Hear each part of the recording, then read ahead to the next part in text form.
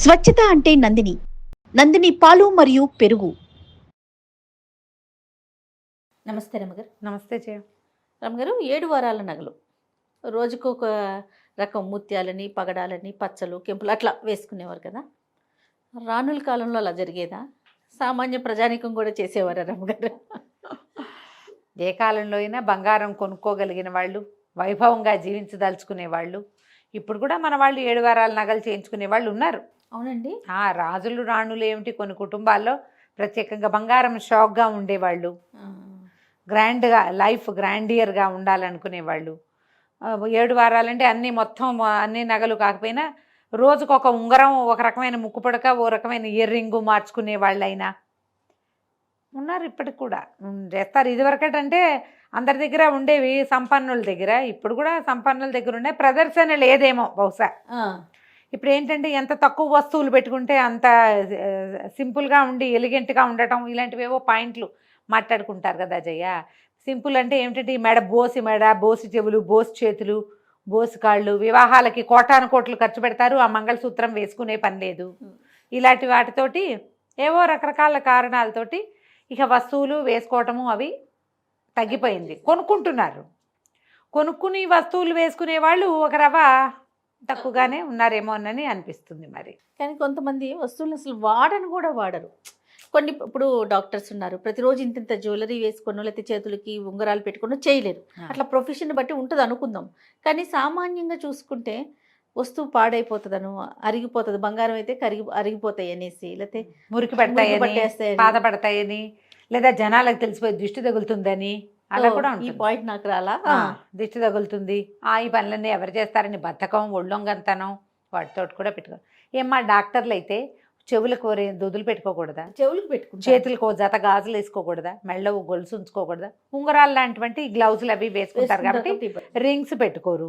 కంకణం ఇక్కడ ఉండొచ్చుగా, గాజులు ఉండొచ్చు, చెవులకు ఉండొచ్చు, ముక్కు పడక పెట్టుకునే అలవాటు ఉంటే ఒకటి పాపిడి బిళ్ళలు, మామిడి పిందెలు అవి పెట్టుకోరు. కానీ ఆ మాత్రం ఒక మాదిరిగా అలంకరణకి బాగుండేది, మొహాలు బోసిగా కనపడకుండా ఉండేంత మాత్రం అలంకరణ డాక్టర్ అమ్మాలు కూడా చేసుకోవచ్చు. అవును. నేను మన ఇల్లు కదా, అందరి ఇల్లు కామేశ్వర గారిని చూశాను. ఆవిడేమో చాలా సింపుల్గా ఉన్నారు జయ. బ్రైట్గా ఉందంటే ఆవిడ మొహం జయ. నేను ఎప్పటి నుంచో ఆవిడతో ఇంటర్వ్యూస్ చేయాలని, ఆవిడ చక్కగా పొడుగ్గా జడలుకుని తల తెల్లబడిపోయింది. నా వయసు కొంచెం నాకంటే కొద్దిగా పెద్ద, అంతకంటే చాలా పెద్దవారని నేను అనుకోను.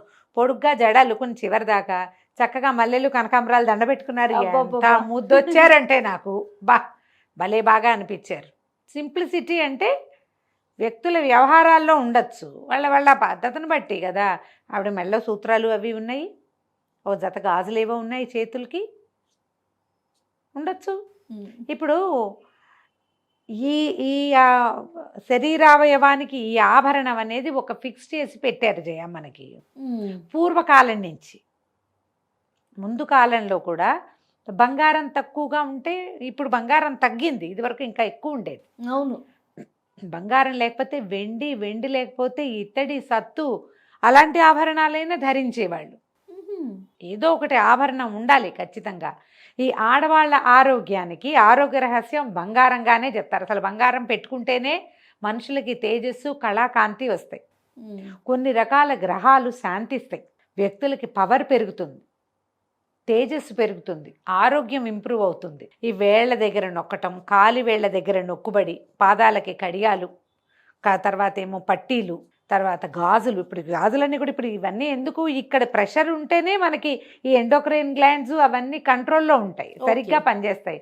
అందుకని ఇక్కడి నుంచి ఇక్కడ మట్టి గాజులే వేసుకోవాలని లేదా, మా బంగారు గాజులు కూడా వేసుకోవచ్చు. మట్టి గాజులు తర్వాత కాలాల్లో వచ్చినాయి, తొలి కాలంలో మట్టి గాజులు ఎక్కడున్నాయి? లేవు, బంగారు గాజులే ఉండేవి. అసలు శ్రీపాద సుబ్రహ్మణ్య శాస్త్రి గారి ఒక కథలో 60లో రాయబడింది. అది కథ పేరు కమ్మని పువ్వు ముళ్ళ చెట్టును అనుకుంటా ఆ కథ పేరు. అందులో ఆవిడ అత్తగారితో కోడల్ని తిడుతుంది, అసలు ఇళ్లలో గాజుల మల్లారం దించడం ఎప్పుడైనా ఉంది, అంతగా కావాలంటే ఇంకో 4 బంగారు గాజులు చేయించుకో అంటుంది. మల్లారం దించకూడదు ఇళ్లలో, బ్రాహ్మణ ఇళ్లలో అనేది ఉండేది. అదే ఆ గాజులతను వస్తాడు, గాజుల మల్లారం అంటారు దాన్ని. ఎప్పుడైనా ఉందా? కావాలంటే ఇంకో 4 బంగారు గాజులు చేయించుకోవచ్చు కదా అని ఉండేది. అట్లా ఇది వరకు ఈ బట్టి గాజులు వేసుకోవాల్సిందే అన్న సిద్ధాంతం లేదు. లోహపు గాజులు వేసుకునేవాళ్ళు. శక్తి మేరకి బంగారం శక్తి ఉన్నవాళ్ళు బంగారం వేసుకునేవాళ్ళు, లేకపోతే వెండైనా వేసుకునేవాళ్ళమ్మా. ఇత్తడి అవి కూడా పంచలోహాలవి అవి తయారయ్యేవి. అప్పుడు అసలు బంగారం ఇంత ఖరీదు కాదు పాడు కాదు అనుకుంటాను. ఒక్కొక్క గాజులు కూడా ఉండేవి. ఇక్కడ ఉండాలి గట్టిగా పట్టుకుని ఒక వస్తువు. మురుగు అనేవాళ్ళు, మురుగులు మనం పిల్లలకి వేస్తాం. మురుగులు మా పెద్దవాళ్ళకు కూడా మురుగు ఉంటుంది. శ్రీరమణ గారిది బంగారు మురుగు అని ఒక బ్రహ్మాండమైన కథే ఉంది. సూపర్ స్టోరీ, ఎంత బాగుంటుందో. ఈసారి చెప్పాలి. నువ్వు చెప్పాలను ఏదైనా పేరు చెప్పగానే చెప్పమంటావు నువ్వు. మరి చాలా బాగుంటుంది ఆ కథ. బంగారు మురుగు, మా అమ్మగారి చేతికి ఒక మురుగు ఉంటుంది. అందులో మురుగులు పెద్దవాళ్ళు కూడా పెట్టుకుంటారు, ఏం పర్వాలేదు. ఇప్పుడు ఈ వస్తువులు ఇలా ఖచ్చితంగా చెవులకి ఉండాలి. ఇక్కడ తమ్మెట్లు, ఈ పైన కింద ఇవన్నీ కూడా ఆరోగ్యాన్ని ఇంప్రూవ్ చేసేవే, డైజెషన్ని పెంచుతాయి. 2 చెవులకి కుట్టిస్తే బ్యాలెన్స్ ఉంటుంది బ్రెయిన్. అందుకని మగవాళ్ళకు కూడా చెవులు కుట్టేవాళ్ళు కదా, మగవాళ్ళ చెవులు కుట్టించేవాళ్ళు. క్రమంగా అన్నీ పోయినాయి. క్రాఫ్ వచ్చేసరికి చెవుల పోగులు మానేశారు, అన్నీ పోయినాయి. ఇప్పుడు ఆడపిల్లలు ఏంటి ఫ్యాషన్ వాళ్ళు కుట్టించుకుంటారు ఇవన్నీ. మామూలు వాళ్ళు ఎవరు కుట్టించుకోరు. ఆ స్టైల్ మీద అదేదో ఫంకీగా కనపడుతోంది మనకి. ఫంకీ కాదు, మనం ఈ ఉత్తరాంధ్ర ఆ వైపు అందరికీ ఆభరణాలు బోల్డ్ అని ఉంటాయి చెవులకి. అదంతా బంగారం ఉండేది, బంగారం పెట్టుకునేవాళ్ళు. వాళ్ళ శక్తి. ఇక్కడికి ఒక వస్తువు, కిందకు వస్తువు, కంటే కాసుల పేరు నాను బోల్డ్ ఉండేవి కదా, నాన్ పథకాలు. తర్వాత ఇంకా ఏమిటో రకరకాలు వస్తువులు. తర్వాత నడుము బిగించి వడ్డాణము. నాకు తెలిసైతే మా నాయనమ్మ రోజు వడ్డాణం పెట్టుకోవడం నాకు తెలుసు. వడ్డాణం పెట్టుకునేది మా నాయనమ్మ. ఆవిడ మడి పని అయిపోయాక బయట విడిచీర కట్టుకుని వడ్డాణం అవి పెట్టుకుని కాసేపు పక్కింటికో 2-3 ఇళ్ళకి ఒక ఇంటికో పెత్తనానికి కాసేపు వెళ్ళి మరి మాట్లాడుకుందే విషయాలు తెలియవు కదా. తోడుకోడళ్ళ ఇళ్ళకి చిన్నపిల్లని వెంట పెట్టుకుని వెళ్ళేది మా నాయనమ్మ. వెళ్ళి వచ్చేదనమాట. నాకు తెలిసాక ఆవిడ బాగా తిరగటం లేదు, పేరెంటాలకు రావడమే నాకు తెలుసు. ఈ విషయాలు మా అక్కయ్య వాళ్ళు చెప్తారు. మధ్యాహ్నం పూట నాయనమ్మ వెళ్ళి కాసేపు పెదనాయనమ్మ గారింటో కాసేపు కూర్చుని వచ్చేదని. ఎవరో ఒక చిన్నపిల్లని వెంపటి పెట్టుకెళ్ళేది, తనతో పాటు ఉంచుకునేది. ఆవిడ సంక్రాంతి పేరెంటాలకి రావడము, ఇవి పోయటం, అందరికీ రేగుపళ్ళు పోయటం నాకు కూడా తెలుసు. నాయనమ్మ వడ్డాన్నం పెట్టుకోవడం చాలా సహజమైన క్రియగా ఉండేది మాకు. ఆవిడ కాళ్ళకు ఒక కడియాలు పట్టి గొలుసులు 2 ఉండేవి. బాగా పెద్దదైపోయాక మోయలేకపోతుందని పాలేళ్ళు అటొక తాడు ఇటో తాడు వేసి లాగి వాటిని సెపరేట్ చేసి తీయించి వాటితో చిన్న కంచం చేయించారు. అంత బరువు ఉండేవి. అంత బరువు. 2 కడియాలు 2 గొలుసులు, కడియాలు గొలుసులు అనేవాళ్ళు. వాటితోటి ఇంత కంచం. పథకాల పద్ధతి వేరమ్మా. ఇప్పుడు బంగారం ఉంటే మనం కొనుక్కుంటున్నాం, కానీ ఏ సందర్భంలో పెట్టుకుంటున్నాము అనేది మనం ఆలోచించాలి. మీరు బంగారం కొనుక్కోగలిగిన వాళ్ళైతే ఒంటికి సరిపడా ఆభరణాలు పెట్టుకోండి, దాన్ని అనుభవించండి అమ్మా సంపదని.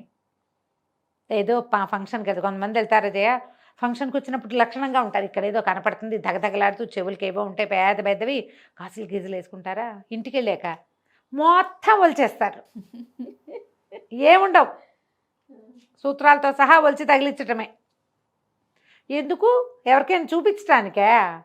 ఆ బంగారం తాలూకు అది ఇచ్చే తేజస్సు, అది ఇచ్చే పవరు, దాన్ని మీ శరీరాన్ని స్వీకరించనివ్వండి, మీ గ్రహాలు బాగుపడతాయి.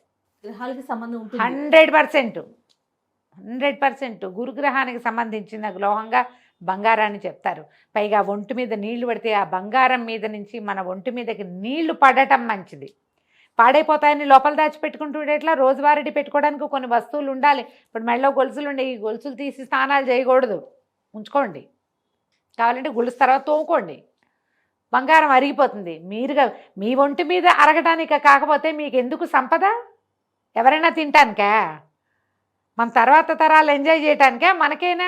మనం కొనుక్కున్నప్పుడు మనకే కదా. మనం వండుకున్నా మనం తింటావా? ఎవరికైనా పెడతామా? అవునా కాదా? మనమే. మన చెవికి ఉండాలి, మెళ్ళ ఉండాలి, చేతి ఉంగరాలు ఉండాలి, కాళ్ళకి పట్టీలు ఉండాలి, గాజులు ఉండాలి, మట్టెలు ఉండాలి. వాటన్నిటి మీద నుంచి ఆ లోహం మీద వేడి నీళ్ళో చన్నీళ్ళో నది స్నానమో చేసినప్పుడు అవి రియాక్ట్ అవుతాయి కదా.